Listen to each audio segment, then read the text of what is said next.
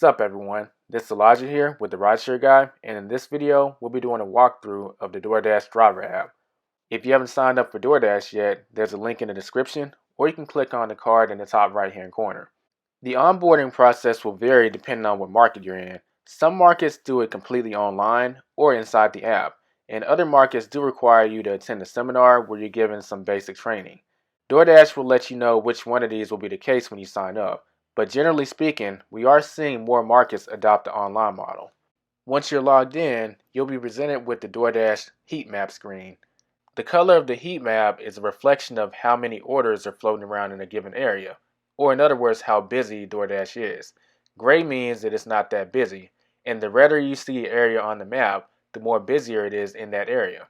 Now, DoorDash isn't like Uber and Lyft where you can sign on and sign off anytime you want.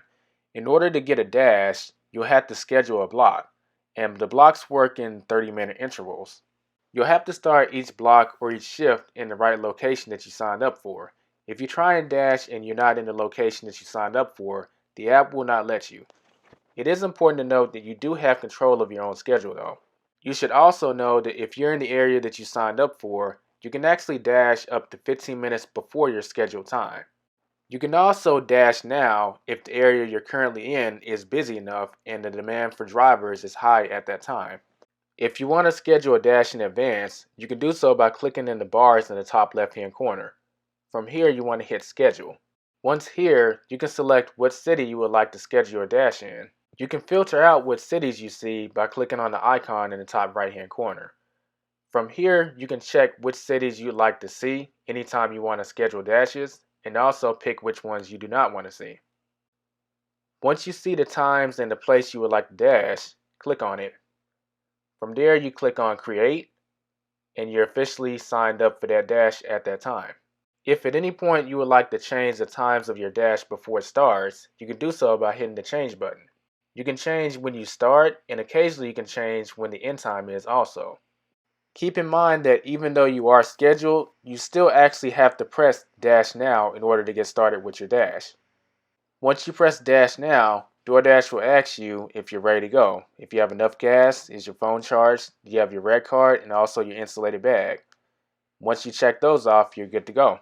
The fire icon on the map represents what DoorDash considers a hotspot. This means that you're more likely to get more activity if you're in that area. If at any point you'd like to extend your dash, you want to click on the bars in the top right hand corner. From here, you can click on Extend Dash. Note that the option to extend your dash may not always be there. In addition to this, you can also pause your dash. Just remember that if your dash stays paused for more than 35 minutes, then DoorDash will officially end your dash. To resume your dash, hit Resume Dash. Once you receive an order, DoorDash will show you the restaurant, where you'll be dropping off, the estimated amount, as well as the distance. It's important to know that the amount you see on the screen may not actually be the total amount based on that order. At any time, you can choose to decline an order. If you do hit decline, DoorDash will confirm that you want to actually decline this order. From there, you can hit decline again, and they'll ask you a reason for why you declined this order. This is part of a feedback system so DoorDash can make further improvements to their app and also your driver experience. There are three types of orders when it comes to picking up orders on DoorDash. The first type is when you place the order and pay for it using the DoorDash debit card. The second type of order is when the order has been already placed, but you pay for it using your card and you pick it up. The third type is when the order is already prepaid and you simply pick it up. You'll know what type of order it is before you actually hit accept. On the screen here is an example of a red card order, while on the screen now is an example of an order that's prepaid. This time around, most orders actually are prepaid as DoorDash is partnered with many restaurants, but some orders do still require you to use the red card. Once you accept, this screen will pop up. It shows the estimated time that the restaurant should have the order ready, as well as a map. You can click on the directions button to pull up your default GPS, whether it be Waze or Google Maps, or if you use any other provider. If at any point you need to contact the restaurant because you can't find them, you want to hit the call button. When you arrive at the restaurant, you want to slide at the bottom of the screen, slide after arrival. You will then be shown this screen where it has a checklist as far as the items you'll be picking up. You'll want to confirm with the restaurant that all the items on this checklist are in the order that they're giving you.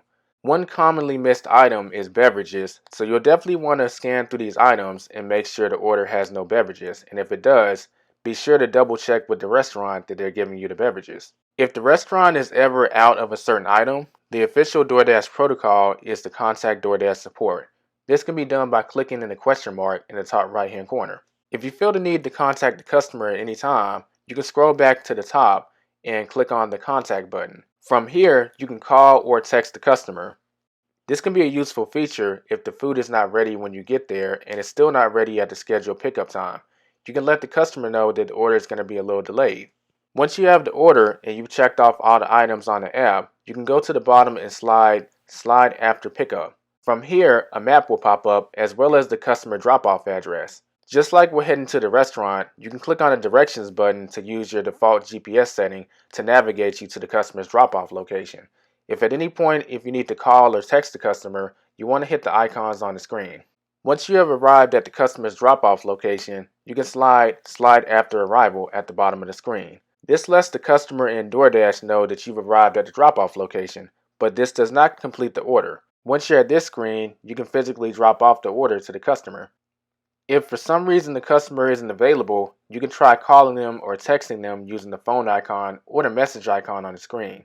If you can't get a hold of them, you'll want to click on Customer Unavailable. Once you click this button, a 5-minute timer will be initiated. From here, the customer is notified that you are currently outside and they have 5 minutes to get in contact with you so you can get them their food. During this countdown, you can try giving them a call again to see if you can get a hold of them. If the countdown reaches 0, you can mark the order as undeliverable. Once this happens, in a lot of cases you'll get to keep the food and still get paid for it, but there are some cases where DoorDash will ask you to leave it in a certain location and take a picture of it as proof. Once you drop off the order, you can rate your experience and let DoorDash know if it was a positive one or a negative one. This serves as a feedback system so that customers and merchants can help improve the experience for the next driver. Next, you'll want to click on Slide after delivery is complete, and you've officially completed the delivery. You'll see how much the customer tipped you as well as how much DoorDash paid. You'll also see any additional money that didn't pop up in the original total. If you need to contact DoorDash support outside of deliveries, you can do so by clicking the question mark in the top right hand corner. From there, you scroll to the bottom and click on Dasher Help. You will then be presented with a list of options to which your potential issue could be. From here, you can decide if you want to resolve the issue using DoorDash live chat function or if you want to call them. If at any point you would like to end your dash early, click on the 3 bars in the top right hand corner. You will then be presented with the option to end your dash. Click on End Dash and you will officially end your dash. That does it for the DoorDash tutorial on how to complete a delivery. Next, we'll cover some features in the app that are good to know. DoorDash does offer certain promotions at certain times. You can figure out what promotions are going on in your city by hitting on the promotions button. This shows both the time and the cities that promotions are going on. You can view your earnings at any point by clicking on the Earnings tab. This time around, DoorDash does offer a cash out option, which allows you to cash your current balance out on your debit card. To use this feature, you want to click on Use Fast Pay. The system will then ask you if you would like to cash out your balance for the fee of $1.99. Hit transfer and then the funds will be available on your debit card within 30 minutes. This feature is not automatically unlocked when you first start dashing though. You have to complete 25 lifetime deliveries before this feature becomes available. And once you do unlock it, the moment you do add a new debit card, you have to wait 7 business days before you can actually cash out on it. This is part of a verification process that DoorDash has set up to confirm that you're the owner of the debit card that you just added. You can see your rating stats by clicking on the Ratings tab. This is good information to know, but according to DoorDash, the only 2 that really matter is the customer rating and the completion rating. The Account Details tab shows everything that DoorDash has on file for your account. So if you need to change anything, you can click on Edit Account Details and you'll be taken to the DoorDash website. The Red Card tab will take you to the information regarding your DoorDash Red Card. If you ever have a card that ends up lost or stolen, here's where you can report it lost and order a new one. The Settings tab will let you change your default GPS navigation. So if you want to go from Waze to Google Maps or Google Maps to Waze, you can do so here. You can also invite others to become a DoorDasher by clicking on the Invite Friends tab. Occasionally, DoorDash does offer cash bonuses to those who refer other drivers. And that covers the DoorDash app. If you need additional help, you can visit the link in the description below or on screen right now. This is Elijah with the Rideshare Guy. If you found this video valuable, please give us a like for the YouTube algorithm. It really helps a lot. And consider subscribing if you're new. Safe and profitable driving, everyone. I'll see you in the next video.